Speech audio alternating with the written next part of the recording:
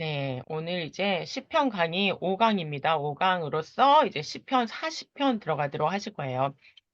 시편 40편 워낙에 유명한 시편이에요. 지금 여기 도표도 지금 우리 연수 학생이 예쁘게 도표를 만들어가지고 보내줘서 제가 이제 여기다 히브리어 조금씩 집어넣습니다. 그래서 히브리어를 집어넣기 때문에 이게 파일을 그냥 보내면 다 한글 파일에 히브리어가 깨져서 갔기 때문에 이제 PDF 파일로 보냈으니까 여러분들이 참조하시면 될 것 같아요. 자, 40편 개요, 내용 개요 들어가실게요. 총 17절까지 되어 있는 사실은 글이 길지 않은 시편이라고 보통 이제는 보통 사이즈로 하면 이제 보통이 되는 거죠. 그렇죠?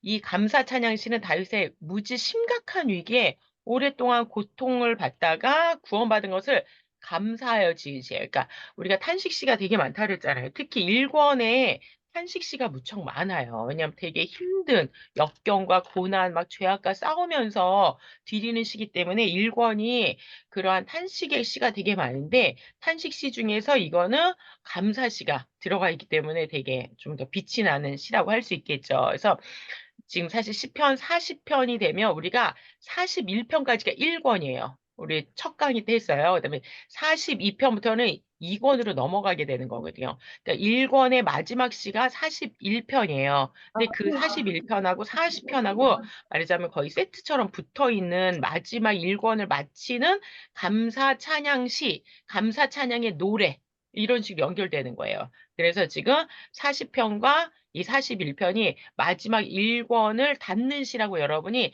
생각하시면 될 것 같아요. 저희가 41편은 자세히 하기 힘들지만 41편이 감사 찬양시구나. 그리고 지금 40편은 감사 찬양의 기도라고 생각하시면 될 것 같아요. 그래서 전반부 1절에서 10절은 이미 받은 구원에 대한 감사 찬양.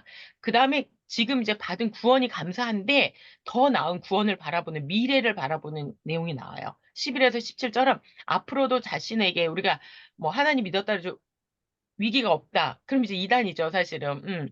우리가 주님을 믿어도 우리의 삶에는 계속 연단과 고난이 업그레이드가 되잖아요, 사실은. 그렇죠? 그런 것부터 구원을 미리 호소하고 소망하는데 특히 이게 이제 구약 성경이기 때문에 신학적으로 봤을 때 이 미래적인 구원은 무엇과 관련되냐면 신약의 예수 그리스도의 구원과 관련되는 그런 차원으로 해석을 할 수가 있어요. 여기서 우리는 본서에 등장하는 숱한 다윗의 비탄 시들, 탄원 시들이죠. 시들이 당면한 고통을 호소하는 것에 그치지 않고 하나님의 구원을 미리, 그죠? 아까 신약을 미리 내다본다 그랬잖아요. 그러니까 already not yet이에요. already. 신학에서 되게 중요한 관점이잖아요. already. 주님께서 이미 이루어 주신 게 있는데 그것에만 취해 있을 수 없잖아요. not yet. 아직 이루어지지 않은 미래. 그러니까 이 신앙이라는 건 과거, 현재, 미래를 다 아우르잖아요. 그래서 하나님의 구원을 미리 내다보는 것을 하면서 확신, 찬양, 그 다음에 찬양에 반드시 들어가는 게 뭘까요? 소망이죠, 소망. 소망을 동반하고 있듯이 이 찬양 시도 한 번의 구원에만 감격, 감사한데 그치지 않고 앞으로의 구원을 미리 내다보고 호소하고 바라보고, 그거를 하고 있다는데 반반 나눠져서 10절까지는 already, 그 다음에 17절까지는 난 옛의 신앙이 미래를 향한 신앙이 나타나 있다라는 거죠. 그래서 왜 사도 바울도 이미 구원 받았음에, 그렇지 지금 구원하고 계심에, 앞으로 구원 받을 것에 이러한 관점으로 사도 바울이 서신서를 써가잖아요. 그거가 비슷한 관점이라고 보시면 돼요. 그래서 40편, 41편은 1권을 마무리하는 시편이라고 할 수 있는데, 그렇죠. 40편은 감사의 기도. 41편, 그러니까 기도니까 좀 더 간절함이 담겨 있죠. 41편은 자신이 고침받은 자의 감사 찬송, 구원받은 것에 대한 감사 찬송이 로 끝난다는 거예요. 그러니까 모든 1권, 2권, 3권, 4권, 5권까지 있는데 끝나는 시는 찬양 중심이라 그랬잖아요. 그렇죠? 근데 그 찬양 앞에 이제 감사시가 들어간다고 보시면 되고 1권에서 C는 결코 평안한 가운데, 그냥 평탄한 가운데 감사하고 찬양하고 있는 것이 아니라는 걸 우리가 너무 잘 알아요. 1권은 정말로 고난 중에서, 역경 중에서, 연단 중에서 하나님께 막 탄원하고 하나님을 바라보고 소망하는 그게 정말 절절하게 드러나 있어요. 오히려 숱한 역경과 대적들에 둘러싸여 있지만 오직 주님을 의지하고 주님께 피함으로, 이게 되게 중요한 단어죠. 피한다. 주님께 피함으로 핫사를 하지 핫사. 주님께 피함으로써 구원을 받는다는 게 사실 시편 1편부터 끌고 오는 거거든요. 시편 1편부터 끌고 왔는데 그 주님께 피하는 자가 구원을 받고 주님께 피하는 자가 의를 얻게 되고 승리한다. 오직 주님의 그 그러니까 이게 피한다는 데서 우리가 알 수 있는 건 뭐예요? 우리 소위 이제 신적 수동이라 그러잖아요. 신적 수동. 인간의 능력으로 구원받는 게 아니라는 거죠. 하나님의 능력에 의해서 우리는 주님께 순종함으로 말미암아 구원을 받게 된다는 게 이게 이제 피함이거든요. 그 피함을 좀 더 구체적으로 드러내는 게 사실 여기 이제 시편 40편인데 주님께 피하는 그것이 피함으로 어떻게 구원을 받지? 거기에 어떤 구원이 있지? 그다음에 그 피한다라는 거 의미가 뭐지?를 좀 더 깊이 고찰하는 게 시편 요 40편이라고 할 수 있어요. 자, 시편 40편은 메시아 시편으로서 우리가 이제 구속사적으로 다시 한번 고찰해 볼게요. 시편 40편의 제목을 유도순 목사님은 귀를 통하여 들려주신 복음 이렇게 했어요. 근데 원문을 보면 이제 오젠 하면 귀예요. 오지나임 하면 이제 우리 히브리어 배운 사람이 양쪽 귀를 말하는 거잖아요. 귀들, 양쪽 귀. 오지나임을 통하여인데 이거 되게 부드러운 번역이고 원문은 카라트. 카라트는 뭐냐면 뚫다예요. 카라트, 원어로 그냥 저거를 쓸게요. 기본형으로 쓸게요. 카라흐예요. 기본형은 카라흐인데 카라는 뭐냐면 흐는 소리가 안 나요. 그냥 카라라고. 카라라는 뭐냐면 뚫는다라는 거야. 뚫는다. 뭐 우물을 뚫다. 귀를 뚫다. 이런 의미가 이제 카라트거든요. 각주 3번 한번 볼게요. 각주 아니 제가 이거 정리를 아래 좀 더 있다 보면 아래에 카라를 다 설명했어요. 우물 샘을 갖다 파다. 우물을 뚫다 이런 거거든요. 그러니까 내 귀가 막혀가지고 들리지 않는 거를 우물을 파듯이 주님께서 어떻게 한다는 귀를 뚫는다라는 거예요. 그러니까 사실 우물 샘하고 연결되는 건 눈이거든요. 눈을 열어주셔서 왜 우리 이런 표현 많이 쓰잖아요.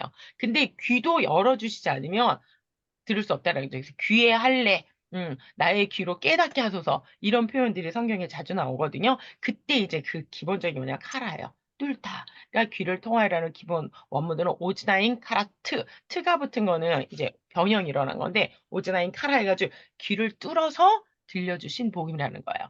자, 요절 그때 내가 말하기를 내가 왔나이다. 나를 가리켜. 내가 왔나이다. 나를 가리켜. 기록된 것이 두루마리 책에 있나이다. 지금 나를 가리켜 이 나가 누군지가 이제 되게 중요하겠죠. 그래갖고 제가 보내드린 자료에도 뭐 다윗이다부터 시작해가지고 아니다. 이거는 예수님이다. 부터 제가 이제 얘기가 되게 많고 이 두루마리 책은 어떤 책이냐? 구약성경 전체냐? 아니면 시편이냐? 아니면 신명기냐? 막 오경이냐? 되게 의견이 분분하다 그랬잖아요. 자, 40편도 다윗의 시인데 그 중심점은 바로 내가 왔나이다. 나를 가리키는 것이 두루마리 책 있나이다 하고 자신을 드러내고 있습니다. 그런데 다윗은 기가 막힐 웅덩이에서 건진을 받은 후에 감사를 드리고 있습니다. 사실 이제 우리는 웅덩이에 대한 수렁이나 웅덩이에 대한 두려움이 없어요. 왜? 한국 사람들이 평생 살면서 웅덩이나 사실 수렁이 빠질 일이 별로 없거든요. 근데 이스라엘에서는 어때요? 이 웅덩이나 수렁, 예레미야도 빠뜨림을 당했죠. 그다음에 또 누구요? 요셉도. 요셉. 물이 없는 웅덩이라 할지라도 그곳에 물기가 있기 때문에 빠지면 늪처럼 빨려 들어가거든요. 누가 건져주지 않으면 스스로 나올 수가 없어요. 그 다음에 웅덩이, 뭐 구덩이 이런 표현은 또 뭐냐면 이스라엘에서는 우리처럼 이렇게 분묘를 만들어 가지고 시체를 처리를 하지 않아요. 동굴 같은 데다 보통 넣고 그렇게 하기 때문에 만약에 급해 가지고 동굴 같은 데가 없으면 어떻게 하냐면 그냥 시신을 묻는 거예요. 사람이든 동물이든 묻고 그냥 덮어 버리고 '아 여긴 부정하다. 여긴 더럽다.' 이거 좀 회를 칠해 놓는단 말이에요. 그래서 우리가 회칠한 무덤 이런 표현 많이 쓰잖아요. 근데 이게 회가 바람 불면 어떻게 돼? 시간이 지나면 없어지는 거예요. 그래 가지고 어느 날 내가 구덩이에 툭 빠지면 그 안에 막 시체가 있거나 동물 막 이런 썩은 이런 것들이 있다라는 거죠. 그러니까 이런 웅덩이, 구덩이 그러면 더러움과 뭐 고난과 절망, 죽음 이런 거하고 연관이 되는 거라고 생각하시면 돼요. 우리에게는 이런 기가 막힐 웅덩이 막 정말 어떻게 도저히 빠져나올 수 웅덩이 이러면 우리의 개념으로는 상상이 안 되고 이게 얼마나 수치스럽고 절망적이고 더러운 것인지 우리의 문화로는 좀 이해하기 힘들어 하지만 여러분들이 유대, 히브리적인 관점으로 보게 되면 이런 수렁에 빠지면 우리 우물도 깊지만은 그 이스라엘의 우물도 막 지하 막 3, 4층, 5, 6층까지 내려가거든요. 왜 물이 깊이 안에 사막이기 때문에. 그러니까 빠지면 혼자 나올 수가 없는 거예요. 누가 건져줘야지 나올 수 있다라는 거죠. 근데 그곳에서 건진받은 후에 감사 기도를 드리고 있습니다. 그런데 하나님께서 갑자기 뭐라 말씀하세요? 지금 오즈나임 카라타요죠. 귀를 뚫어가지고 말씀하셨는데 귀가 번쩍 뜨일 말인 거예요. 쉽게 얘기해가지고. 왜냐면 하나님께서 상번제를 드려라 했잖아요. 너 죄 졌으면 속죄제를 드려라. 번제와 속죄제를 요구하지 아니하신다. 다윗은 하나님 자신이 원하신 나라를 가지고 내가 왔나이다 하고 자신을 드린 엄청난 여기에 지금 엄청난 정말 개혁적인 상상을 초월하는 말씀이 구약에서 읽기 힘든 물론 구약에 하나님께서 이런 구절들이죠. 너희가 그렇게 제사를 드리면 내가 성전문을 닫아버렸으면 좋겠다. 누가 와서 좀 이런 구절들이 예언서에 나오지만 갑자기 번제와 상번제를 요구하지 않는다. 이게 시편에서 더군다나 하나님께 매일 시편의 대부분은 뭐예요? 하나님께 찬양하고 예배드리면서 올렸던 게 대표적으로 시편이란 말이에요. 근데 하나님께 제사 드리고 예배 드릴 때 올리는 이 시편에 갑자기 내가 번제와 제사를 너에게 요구하지 않아. 그거 요청하지 않는다. 그러고 나서 다윗이 깨닫고 주님, 제가 왔나이다. 라고 이렇게 한다라는 거죠. 하나님 이를 통해서 지금 구약의 제사 제도가 오직 나를 위하여 한 몸을 예비하신 이게 지금 히브리서 10장 5절. 그러니까 우리가 구약을 푸는 열쇠가 뭐냐면 신약이에요. 그러니까 신약을 이해를 하려면 구약이라는 베이스가 있어야 돼. 히브리서를 여러분 이해하려면 구약 레위기 제사 제도를 모르면 히브리서를 이해할 수가 없어요. 그래서 히브리서가 우리가 어렵다 얘기를 하는 거거든요. 그런데 신약 구약도 마찬가지예요. 구약을 온전히 이해하려면 예수 그리스도라는 열쇠가 있어야 되거든요. 그게 지금 정답이 미리 유대성에 지금 끌어다 놓은 거죠. 오직 나를 위하여 한 몸을 예배하신 즉 그리스도께서 단번에 드려실 대속에 대한 예표임을 계시하고 있습니다. 그러니까 지금 시편 40편을 갖다가 40편 7절, 5, 6, 7절이죠. 그거를 갖다가 어디에서 인용하고 있다라는 거예요. 히브리서 10장 5절에서 인용을 하고 있다라는 거예요. 똑같은 구절을 인칭만 바꿔가지고 인용을 하고 있다라는 거. 때문에 이게 지금 단순히 다윗의 얘기 그 이상이다라는 거를 우리가 알 수 있다라는 거죠. 그래서 하나님은 다윗의 길을 갈아 뚫어서 깨우게 하셨는데 그래서 다윗을 가리켜 뭐라고 해요? 선지자다. 그러니까 우리가 다윗 하면 왕으로 알고 있잖아요. 당연히. 그렇죠? 왕이라는 왕직이 가지고 있는 예표성이 있는 거예요. 왕직이 가지고 있는. 왕 같은 제사장. 물론 우리도 중에서 왕 같은 제사장이지만 왕 중에 왕. 그다음에 제사장 중에 제사장. 하나님의 말씀을 가르치시고. 그렇죠? 그다음에 제사장 중에 제사장, 선지자 중에 선지자인 분 당연히 누구예요? 예수님이란 말이에요. 그런데 여기서 다윗이 지금 한 명의 선지자로서 예수님을 예언하고 있다라는 것을 지금 사도행전 2장에서도 말씀하고 있다는 거예요. 그래서 그 자손 중에 한 사람을 그 위에 앉히시겠다. 주님께서 말씀하시니 지금 몇 편이에요? 이게 지금 시편 110편이란 말이에요. 그거를 이게 다윗이 단순히 찬양만 한 게 아니다. 왕직만 수행한 게 아니다. 다윗은 뭐였다? 시편 기자였고, 시편 기자는 선지자라는 거야. 하나님 말씀을 전하고, 하나님 말씀 기록한 선지자. 마치 아삽이 단순히 찬양 사역자가 아니고, 선지자였던 것과 마찬가지로. 자, 첫째 단어는 여호와를 의지라는 단어 되게 중요한 단어예요. 그죠? 의지라는 거에 우리가 미슈한이라 가지고 이렇게 하나님 안에 의지하고 하나님을 기대고 이런 의미인데 여기에서는 의지가 단순히 미슈한이 아니고 바타흐라는 단어를 써요. 바타흐는 되게 적극적으로 믿고 적극적으로 의탁하는 거예요. 단순히 기대는 정도가 아니고 그래서 좀 더 적극적인 단어인 의지. 이거 뭐 신뢰 의탁이라고 보통 많이 해요. 사실은 이게 어디에 많이 나면 이사야서에 되게 많이 나요. 이사야서 하나님을 신뢰하고 하나님께 의탁한다. 예, 이런 좀 여기서는 다 의지라고 번역하니까는 우리 지난번에 18절에 나왔던 의지하고 비슷하게 느껴지는데 18절보다는 좀 더 적극적인 표현이에요. 바타흐는. 그다음에 두루마리 책에 기록된 것. 그래서 두루마리 책에 기록된 지금 나란 말이에요. 이 나라는 존재가 한 몸, 나 내지는 한 몸으로 이제 그죠? 표현된 이 존재가 어떤 존재인지 우리가 그래서 둘째 단어에서 나오고 셋째 단어는 주의 구원을 사랑하는 자 누구예요? 성도죠, 성도. 결국 그죠? 주의 구원을 사랑하는 자 성도에 관하여서 성도가 그래서 어떤 사명을 가지고 살아가는지 좀 더 자세히 볼 수 있어요.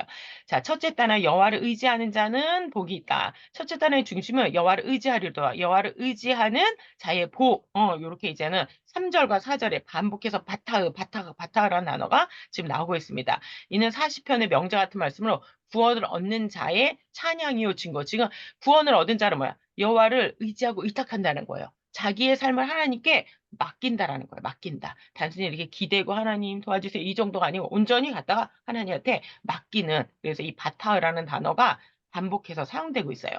그다음에 이제 1번 들어가면 내가 기다리고 기다렸더니 히브리어지 카비티예요. 카바. 목을 빼고 앙망하고 기대하고 기다리고 막 이런 상태를 나타나는 게 카바거든요. 카바. 응? 근데 이 카바라는 단어를 한 번 쓴 게 아니고 키비티, 카보키비티 해가지고 두 번을 쓴 거예요. 형태를 다르게 해가지고 한 번은 부정사, 절대형 부정사를 썼고 한 번은 이제 완료태, 키비티, 내가 기다리고 있다라는 거죠. 키비티. 그러니까 이건 어떤 표현이냐면 내가 진실로 진실로 너에게 말하노니 이런 표현이랑 똑같은 거예요. 두 번을 강조해 주어서 지금 말하고 있는 거예요. 똑같은 단어를 이스라엘 사람들이 강조하고 싶을 때 어때요? 내가 진짜 오랫동안 마음을 다해서 앙망하고 기대하고 소망하고 기다리고 또 기다리고 또 기다렸다. 요런 표현인 거예요. 일종의 최상급적인 표현이에요. 근데 우리가 이제 한국어를 읽으면 내가 여호와를 기다리고 기다리고 이런 표현 나오지만 히브리어를 읽으면 카보카비티가 맨 앞에 나와요. 기다리고 기다렸다 내가. 여호와를 이렇게 하니까 순서가 어떤 순서인지 아시겠죠? 그 정도로 어순을 도취함으로써 이걸 두 번을 써주는 것만으로도 부족한 거예요. 어순까지 바꿔가면서 카보키비티 기다리고 기다리고 기다리고 또 기다리고 내가 여호와를 다른 게 기다린 거 아니에요? 사람들은 막 기다리고 뭘 기다려요? 이 세상에서 뭐 성공과 부귀, 영화 막 이런 걸 기다리는데 그게 아니고 지금 뭐야? 내가 진짜 목 빼고 기다리고 기다리고 기다렸는데 뭐를요? 여호와를. 이게 포인트가 여호와를 이게 앞뒤가 다 강조되는 거죠. 막 기대하게 만들죠. 뭘 기다렸는데 카보키비티 야훼 이렇게 되는 거거든요.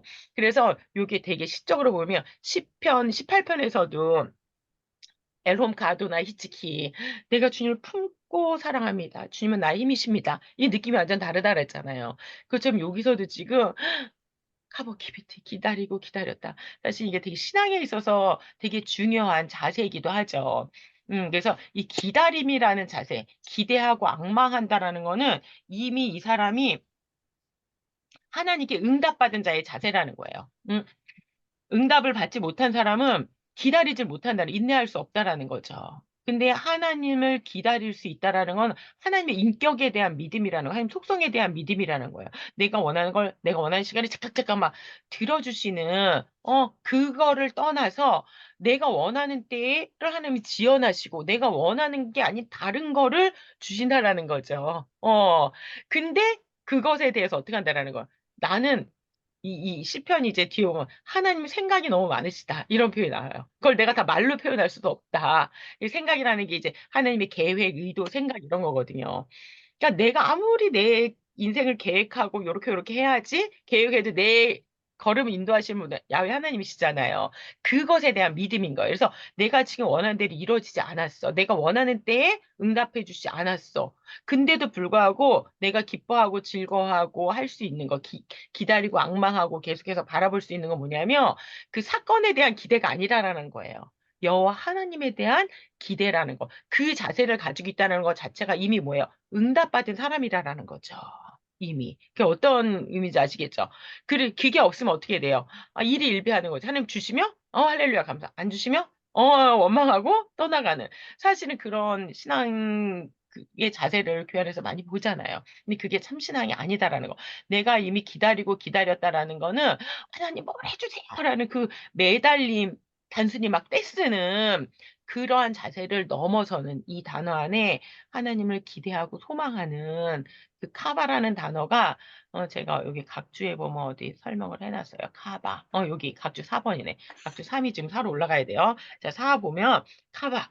고대하고 열심히 찾다. 기대하고 기다리다. 악망하고 기다리다. 바라고 악망하다. 모으고 수집하다.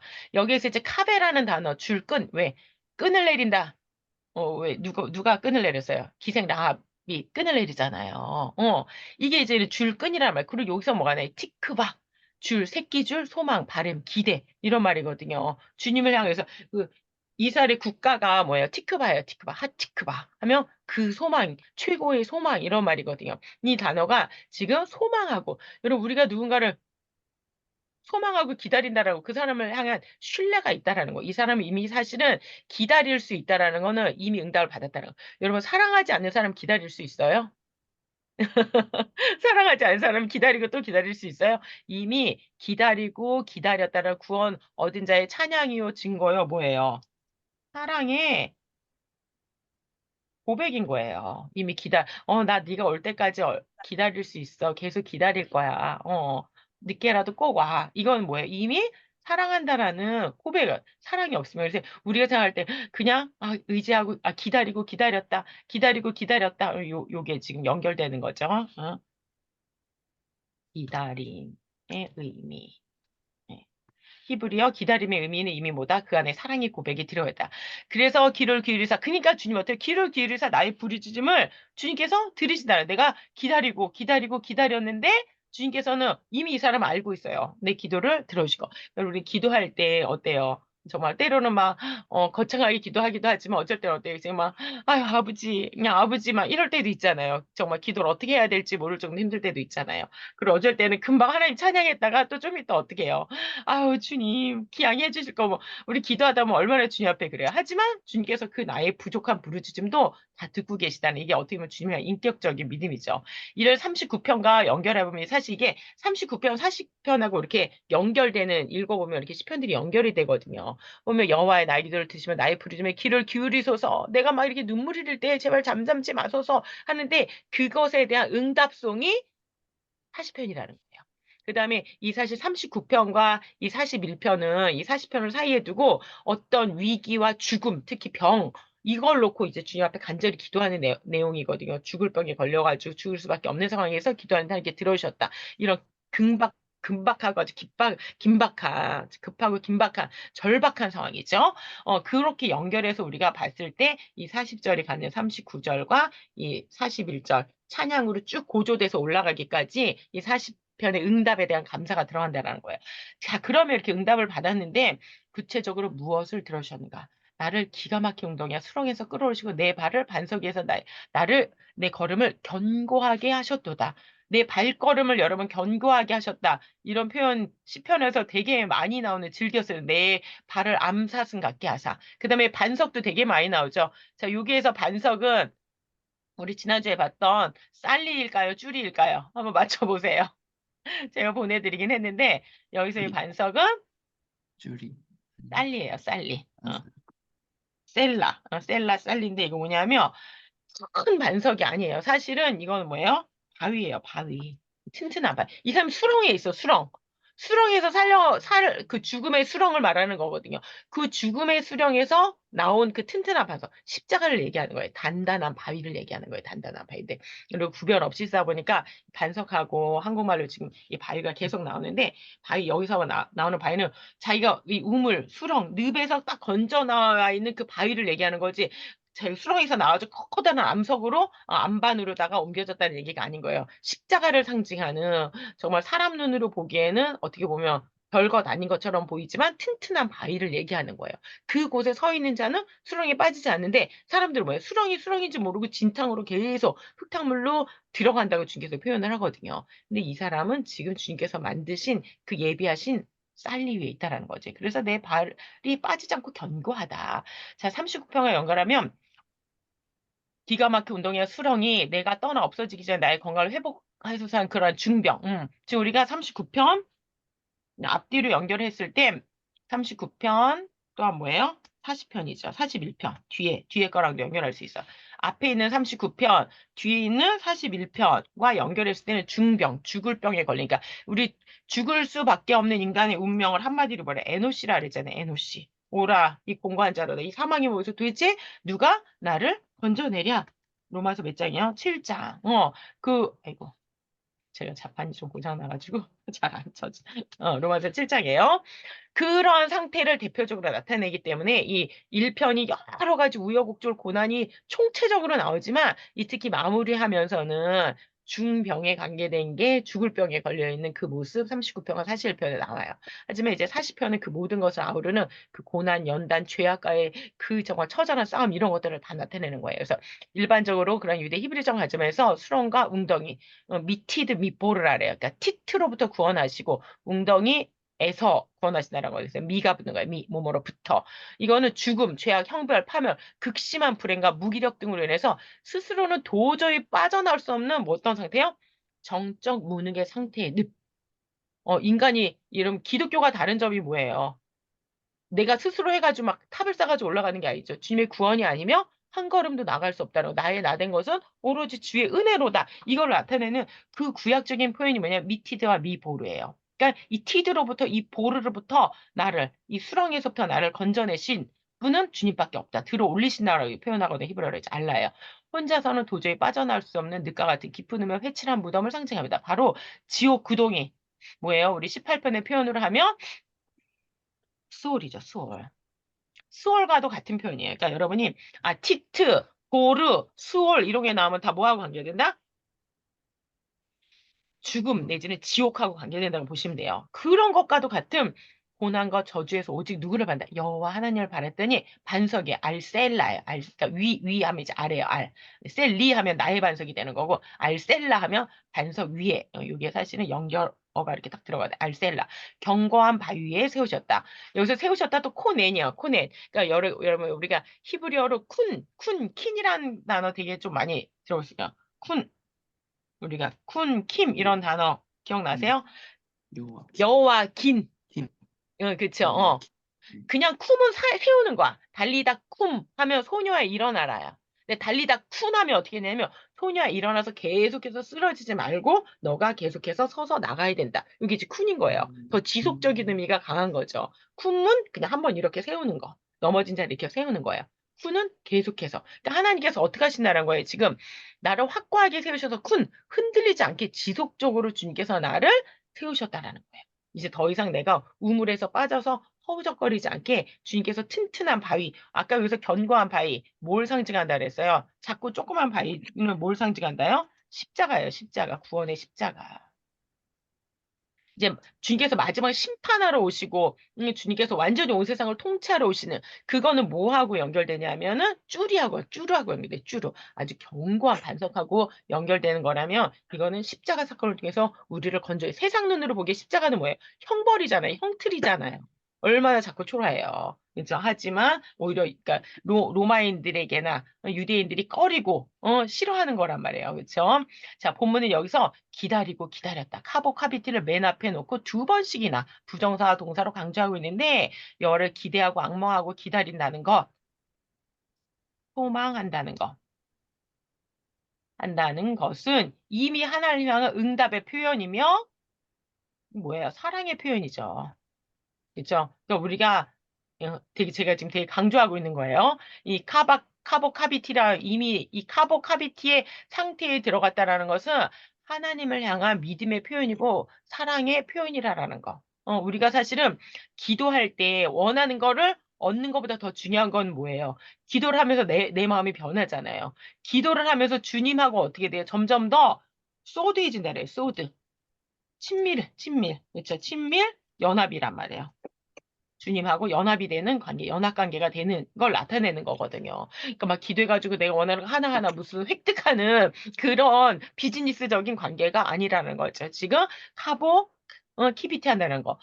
사랑하는 주님을 기다리고 주님의 뜻을 알고 싶어 하고 주님의 뜻대로 살아가고 싶어 하는 그것. 그것 자체가 이미 하나님과의 어떠한 뭐예요? 그 하나님이 어떤 분인지 속성을 알고 있다는 응답의 표현이고 동시에 그런 하나님을 나도 소망하고 사랑한다라는 그러한 사랑의 되게 적극적인 표현인 거예요. 다윗은 하나님이 어떤 분이신지 이미 알고 있기에 주를 악마가 기다리는 것이면 바로 이러한 기다림을 주님을 의지하고 주님께 피하는 것. 그죠? 일권의 주제죠? 주님을 알고 의지하고 주님께 피하는 것. 누티티아 아센수스 피드케아라 그랬잖아요. 일권의 주제입니다. 기다림에서 이 티크바라는 단어, 소망이라는 단어가 나오는데 기다림은 그저 아무것도 하지 않는 상태가 아니라 자기 자신의 생각을 주님의 생각, 그리고 이게 뒤에 되게 강조가 되죠. 주님은 생각이 많으시다. 마우샵, 라바 마우샵.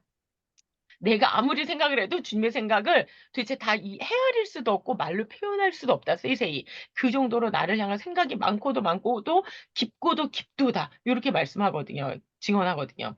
그렇기 때문에 그 생각을 내가 다 따라가지는 못하지만 그 생각에 나를 갖다가 복종시키고 의지하는 거, 의탁하는 거, 신뢰하는 거, 한 걸음 한 걸음 신뢰하면서 나가는 거를 지금 연결돼 있어요. 그래서 5절과 17절 우리가 이따 보시게 되면 이 마으샵이라는 단어가 무척 주님의 심사숙고라고 할 수 있어요.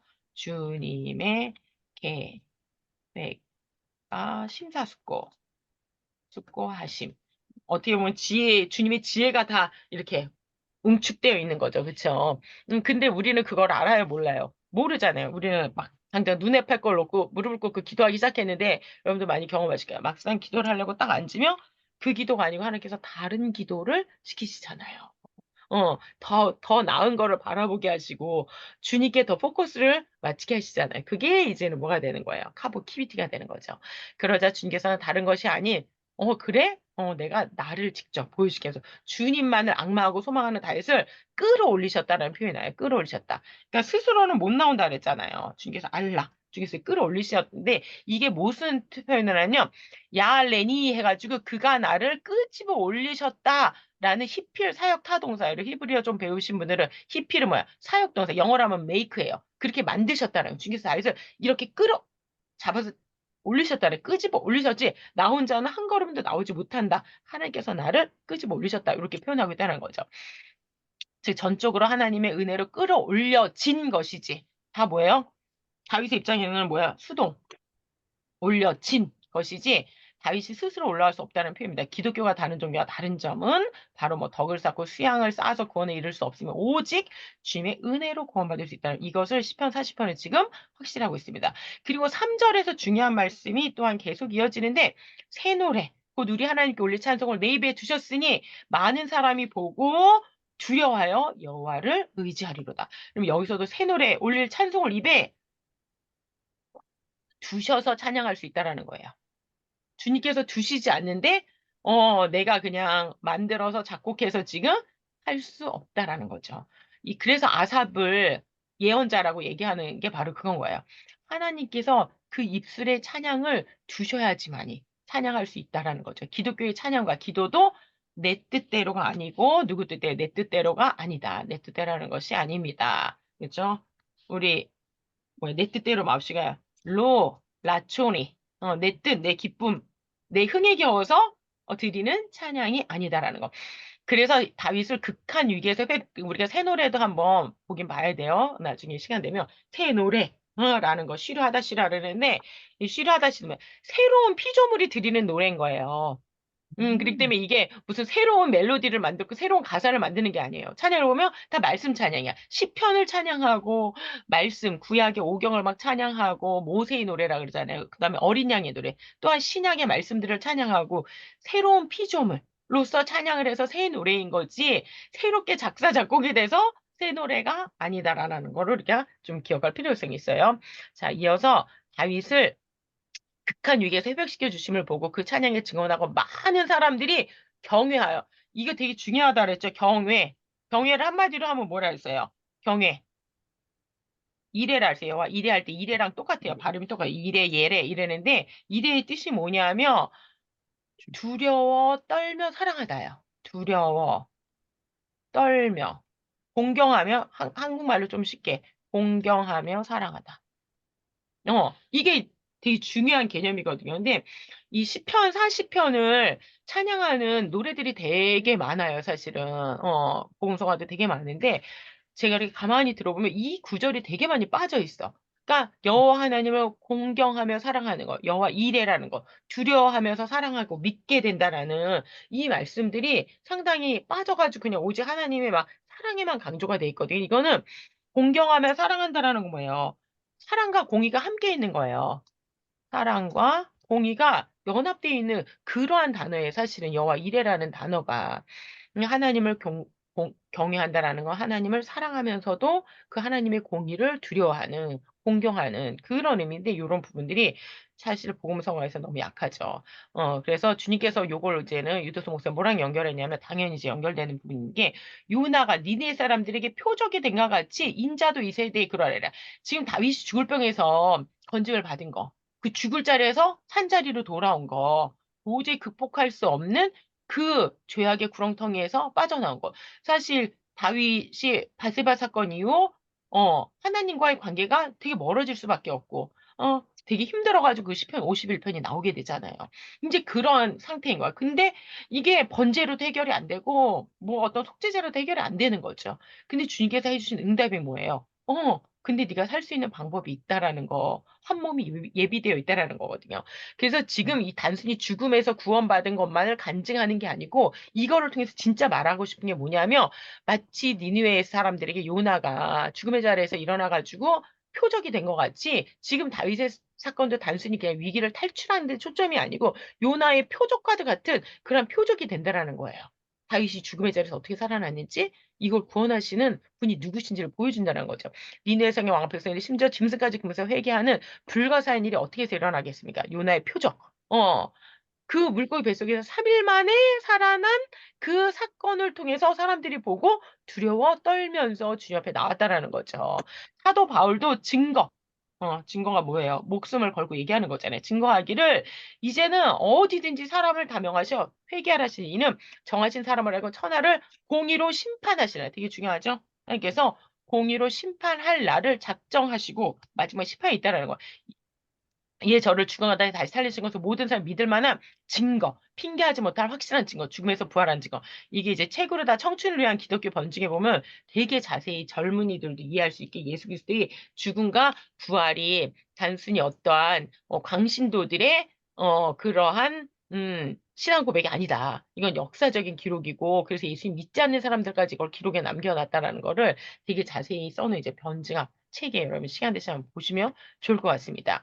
그래서 이런 핑계치 못할 확실한 증거, 역사적인 증거라는 거예요. 확실한 역사적인 증거를 주셨습니다. 즉, 물론 이제 사도 바울은 여기서 역사라는 말을 뺐지만은 결국은 역사적인 증거죠. 이 사도행전을 기록한 게 누구예요? 누가란 말이에요. 그 그 시대에, 그 시대의 최고의 역사가이면서 최고의 어떻게 보면 의사였잖아요. 의사였는데 역사적인 차원은 이 사도행전과 누가복음은 역사 기록 문서가 너무 정확해가지고 학자들이 뭐라 했냐면 이거 좀 이상한데? 너무 자세해서 이상해. 이거 믿을 수가 없어. 이거 누가복음밖에 안 나와. 사도행전밖에 안 나와. 이런 단어들이 되게 많았어요. 요즘에 고고학적인 발견들이 막 발견이 되면서 뭐라고 얘기해요? 야, 누가가 가장 정확했어. 사도행전이 가장 정확했어. 고고학적인 발견이 되면 될수록 이거 누가복음밖에 안 나왔다 그래가지고 가짜라 그랬는데, 또 나오네? 이거 발굴을 하면 할수록 점점 더 이제 증명이 되는, 그래서 사도행전이 되게 중요해요. 그런 차원에서 이 사람이 되게 또 학자적인 사람이었잖아요. 이 누가라는 의사가요. 그래가지고 기록을 하는 데 있어서도 상당히 이러한 역사적인 증거들을 많이 가지고 자세하게 기록하고 있다는 거죠. 지금 많은 사람들이 그 증거를 보고 여호와를 의지할 표적이니까 증거가 없이 믿는 게 아니라는 거예요. 그냥 믿습니까? 아멘이 아니고 뭘 보고 믿는다는 거예요. 확실한 그 증거예요. 그 증거를 보고 믿는다라는 거죠. 그래서 여호와를 의지하고 교만한 자와 거짓에 치우치는 자를 돌아보지 아니하는 자는 복이 있다. 되게 중요한 말이 지금 다 나왔는데 여기 보시면 이거는 시편 1편의 요약이에요, 여러분. 시편 1편에서 뭐가 나와요?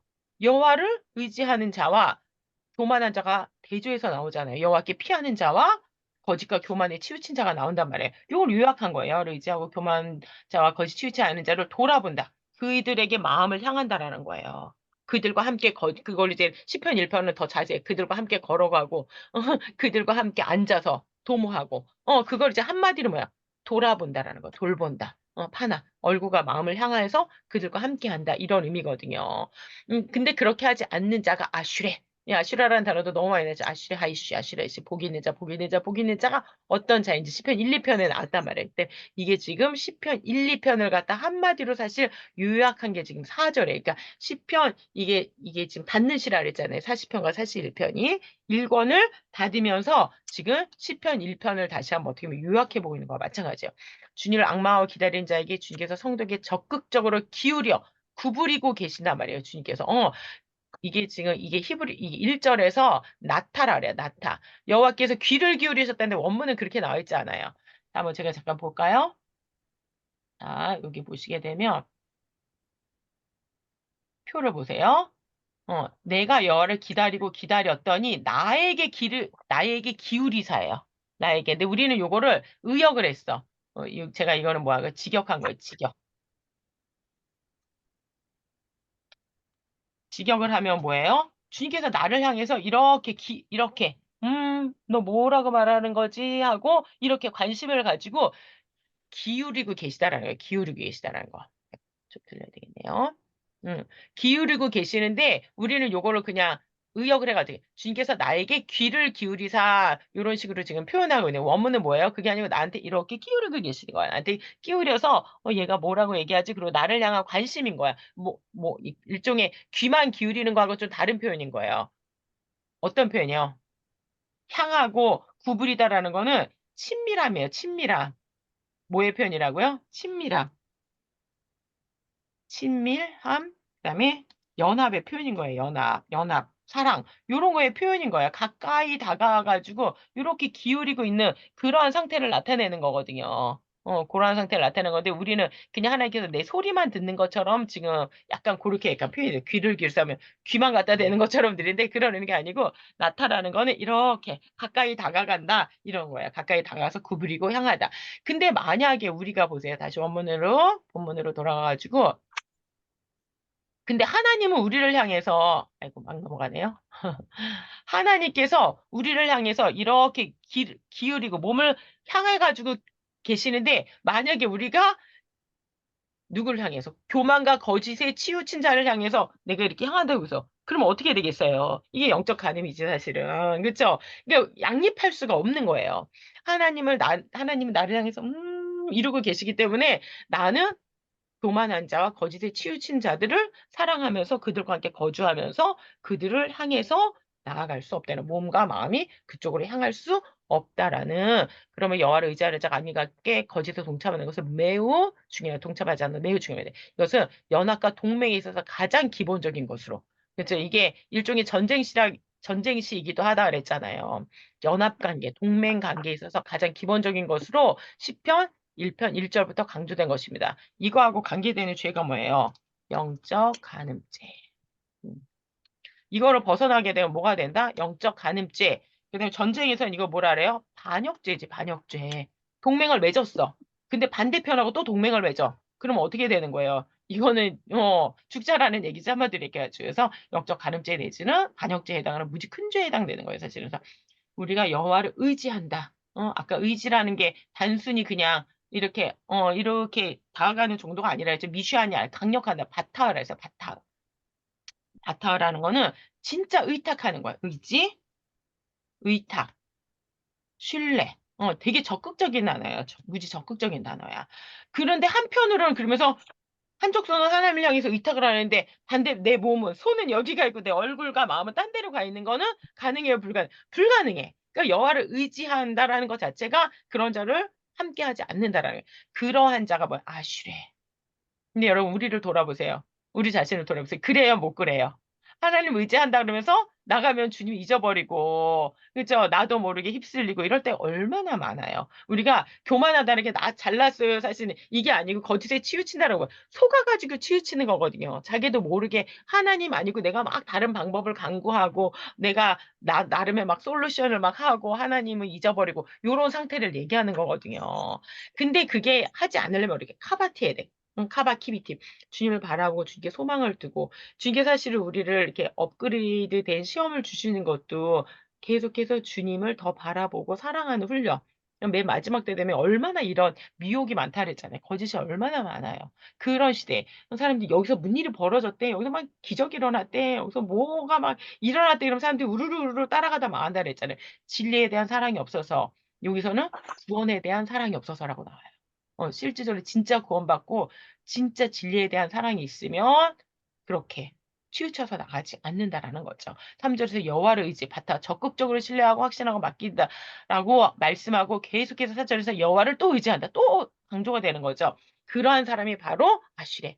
여러분 저와 여러분이 이러한 복 있는 자 되기를 바랍니다. 이 복 진짜 이게 아슈레라는 거죠. 그 중심이 흔들리지 않고 주님을 바라보는 주님께 의탁하는 주님께 맡기는 그러한 정말로 참된 복을 받기 원합니다. 그러면서 여호와 나의 하나님이여 주 행사가 기적이 많고 우리를 향한 주님의 생각 마으샤브도 많도다. 내가 들어 말하고자 하나 주의 앞에 베풀 수도 없고 그것을 셀 수도 없습니다. 주님의 생각이 진짜 심사숙고 우리가 아무리 머리를 써봤자 주님의 생각에 그 어리석음만 못하다 이런 표현이 있잖아요. 그러니까 마으샤 주님께서 계획하고 작정하시고 생각하는 게.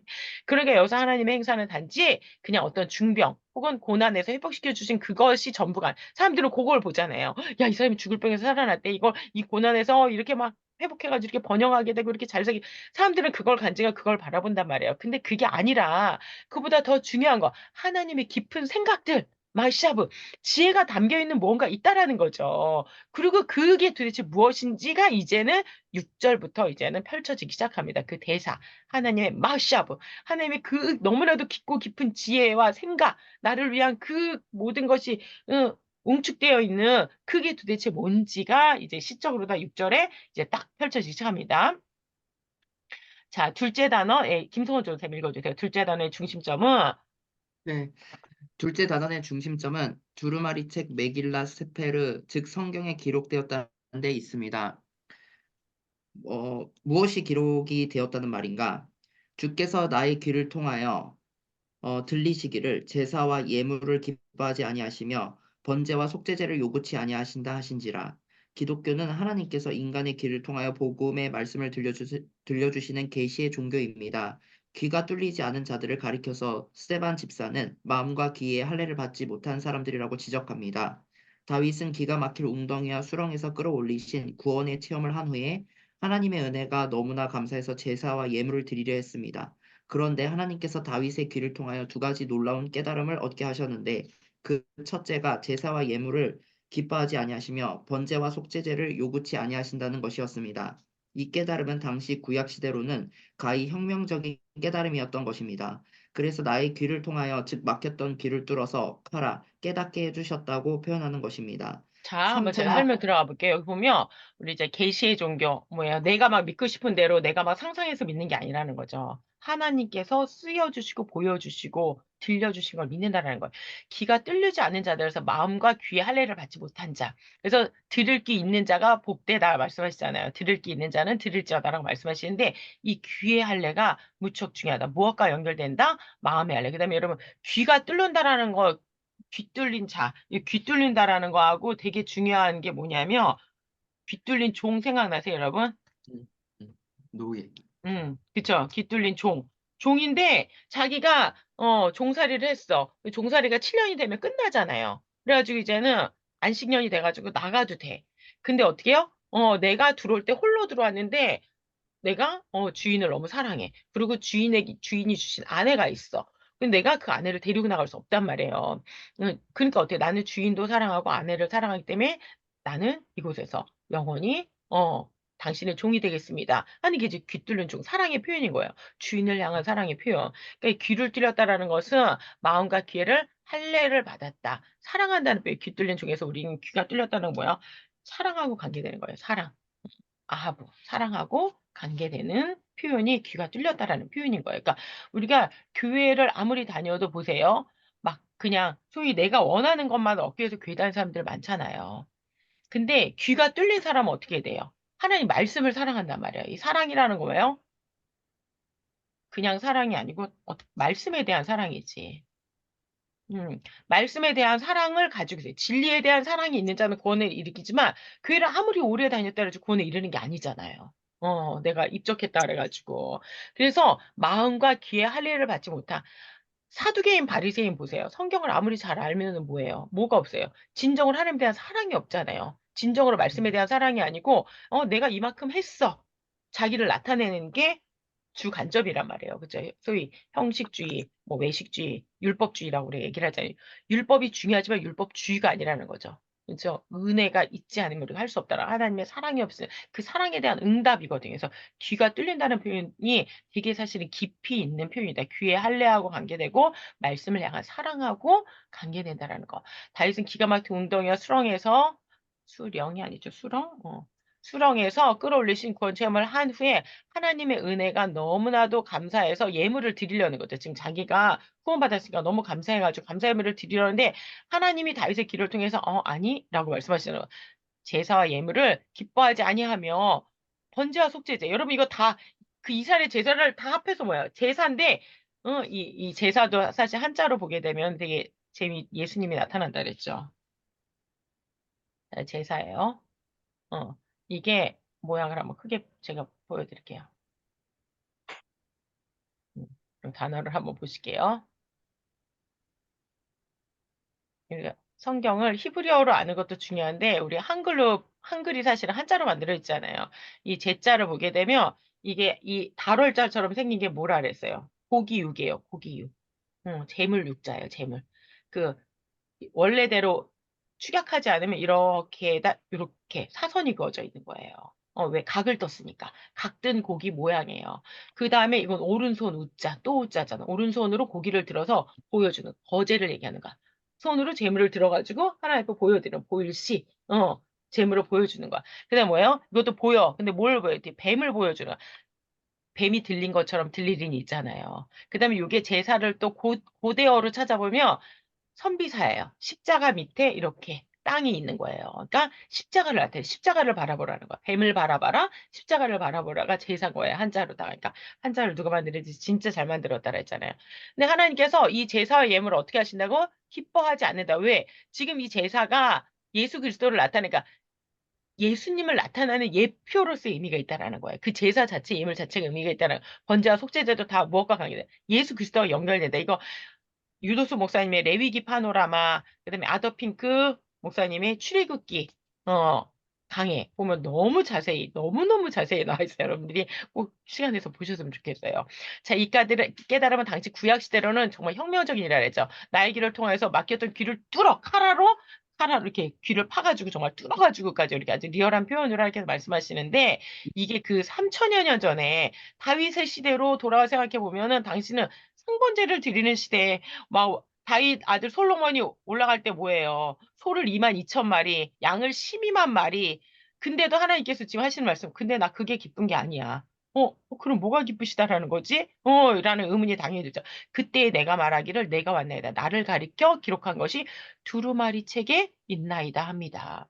이것이 다윗의 두 번째 깨달음인데 이거 너무나도 놀라우죠. 즉 하나님께서 요구하시는 것은 생축이 아니라 자기 자신, 한 몸이라는 거예요. 다윗이 예수님의 여러분 삼중직이 뭐예요? 예수 그리스도의 삼중직. 왕, 제사장, 선지자. 선지자. 그렇죠? 첫 번째가 다스리는 왕이시라는 온 세상을 다스리는 왕이신데 그분이 제사장이 되시고 동시에 제물이 되시는 거죠. 그리고 우리의 말씀을 주시는 말씀 자체가 되신 선지자란 말이에요. 그 왕이 이 여기는 다윗으로 예표가 되어 있는 거야. 그래서 다윗 왕 너를 요구한다. 이것에서 칼빈이 되게 자세히 여러분 얘기했어요. 그렇죠? 이거는 성도 다윗 자신이기도 하지만 다윗은 백성들을 대표하는 자. 우리가 하나님을 이렇게 하나님께 드리기를 원한다. 하지만 이것이 될 수 있었던 건 그리스도께서 하나님께 바쳐졌기 때문에 우리가 가능한 것이다라는 거를 무척 자세하게 칼빈이 기록해 놓고 있거든요. 이따가 뭐 우리가 그것도 봤으면 좋겠어요. 자, 내가 왔나이다. 힘내. 보통 힘내 아니 보통 이래 주님 제가 여기 있습니다. 되게 성경에 자주 나와 힘내 아니 힘내 아브라함아 그럼 힘내 아니 힘내 아니 이렇게 대답을 하거든요. 근데 지금 뭐라 그래? 힘내 바티 가동사는 왔다라는 거예요. 주님, 제가 왔습니다. 나이면 내가 주의 태상기를 즐겨니 주의 법이 나의 심중에 있습니다. 라고 자기 자신을 드리기에 이릅니다. 주님, 제가 여기 있습니다. 보다 더 적극적이죠. 힘내 파티. 주님, 네, 제가 저기 왔습니다. 이런 거예요. 두루마리, 즉 성경이 다윗을 증거하는 책이 하나님의 뜻이 다윗을 통해서 성취된다는 말인가? 우리는 그렇지 않다라는 것을 너무 잘 알고 있죠. 우리 이미 신약을 알기 때문에. 성경은 예수 그리스도를 증거하는 책이며 하나님의 뜻이 메시아에 이루어질 것을 잘 알고 있습니다. 이거 일단 추가 자료 볼 때 시간 되면 꼭 볼게요. 이 점에서 제가 계속적으로 강조해서 왕으로서의 다윗이 그리스도의 예표적 인물이 그리스도의 삼중 중에서 그 첫 번째인 왕직을 대표하는 예표성으로서 다윗이 지금 주님 제가 왔나이다라고 표현을 하고 결국 예수님을 나타내는 거다. 그리고 예수님 안에서 거듭난 새로운 피조물들인 왕 같은 제사장이 된 성도들도 주님 안에서 하루하루 성화해 가면서 어떻게 해요? 주님, 제가 주님 때 행위를 즐깁니다. 주님의 법이 저희 심중에 있습니다. 우리의 마음에 신비에 새겼다 그랬잖아요. 때문에 이게 되게 이중적, 삼중적인 의미를 가지고 있다는 거. 다윗에게 일차적으로 적용이 되지만 궁극적으로는 예수님께 적용이 돼서 우리들에게까지도 흘러넘치는 그러한 놀라운 구절이 바로 이 구절이기 때문에 히브리서가 지금 이 구절을 예수님께 그대로 적용을 시키고 있고 또한 우리 성도들에게도 적용이 된다는 거. 이 점을 밝히 드러낸 신약성경 히브리서 이거 계시의 점증성이죠. 그러니까 이 시편을 쓰는 다윗이 이것을 얼마만큼 이해했는지 우리는 사실은 명확하게 알 수가 없잖아요. 물론 시편 110편과 연결하면 그게 자신이 주라고 부르는 자신의 후손이자면 동시에 자신의 뿌리인 예수 그리스도를 나타내는 거를 우리가 암시적으로 알 수 있어요. 하지만 이걸 명확하게 알게 되는 건 언제 알게 돼요? 신약을 통해서 알게 되잖아요. 대표적으로 예수 그리스도의 생애와 히브리서를 통해 알게 된단 말이에요. 근데 이걸 계시의 점증성이라 그래요. 창세기에서는 여자의 후손, 그다음에 좀 나가면 다윗의 후손, 좀 더 나가면 유다 지파, 그다음에 다윗 왕의 후손, 이렇게 조금씩 나가지고 나중에 예수 그리스도 이렇게 나간단 말이에요. 이걸 뭐라 그래요? 계시의 점증성. 그래서 예수님이 하나님의 어린 양이시면 나중에는 뭐예요? 유다의 사자로서 온 세상을 다스리고 심판하러 오신다. 이건 이제 요한 계시록까지 나가는 거잖아요. 점점.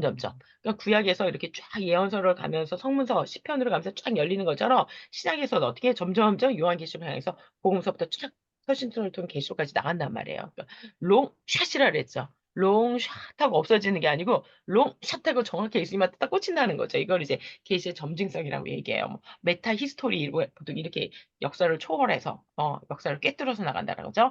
하나님이 제사 예물을 원치 아니하 오직 나를 위하여 한 몸을 예비하셨도다. 오직 나를 위하여 한 몸을 예비하셨도다. 이 한 몸이 누가 되는 거예요? 예수 그리스도가 되는 거죠. 이거를 히브리서에서 그대로 지금 시편 40편을 인용하고 있다는 거.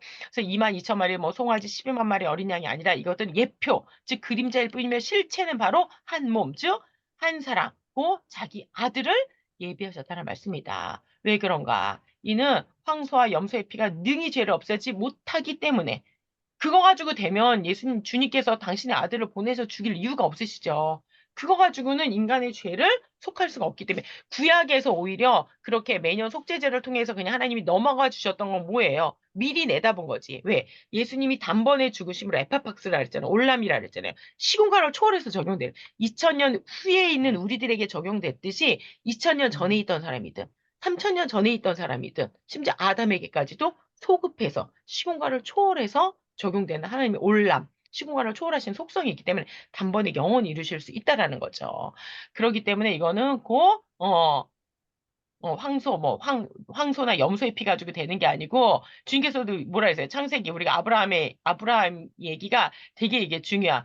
아, 이삭이 물어보잖아요. 아버지, 근데 재물을 드릴 양은 어디 있어요? 그랬더니, 번제할 어린 양 어디입니까? 그러니까, 번제할 어린 양은 하나님께서 친히 준비하실 거다.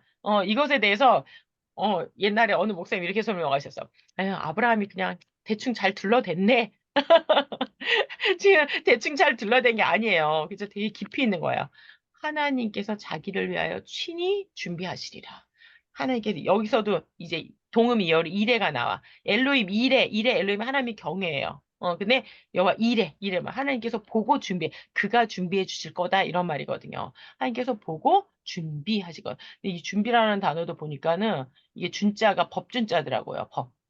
어, 법대로 예비하신다 이런 건데 여기도 십자가가 지금 되게 많이 들어요. 여기도 십자가, 이 안에도 십자가 두 개, 여기도 십자가 두 개요. 그쵸? 그리고 이 준비라는 단어, 이래라는 단어에도 십자가가 되게 많이 들어간다. 제가 이런 생각이 들었어요. 요즘에 한자를 좀 더 열심히 공부해야 되겠다. 어쨌든 이 핵심적인 교리예요. 누가 준비한다? 하나님이 준비하신다라는 거. 하나님께서 예비하신다. 그 한 몸을 예비하시고 다윗은 뭐다? 예표다, 예표. 그리고 그 한 몸을 따라서 우리들도 그 마음의 신비에 주님의 말씀을 담고 나아가는 자, 주님의 진리를 사랑하는 자, 사모하는 자, 구원을 사모하는 자가 주님을 기쁘게 찬양하며 전하고 그 입을 닫을 수가 없다. 이게 이제 시편 40편에서 성도의 사명, 아까 마지막 3단원의 주제가 되거든요. 아, 잠깐 쉬었다가 우리 또 35분에 나머지 2교시 여러분 들어가시도록 하겠습니다. 네. 잠깐 쉴게요.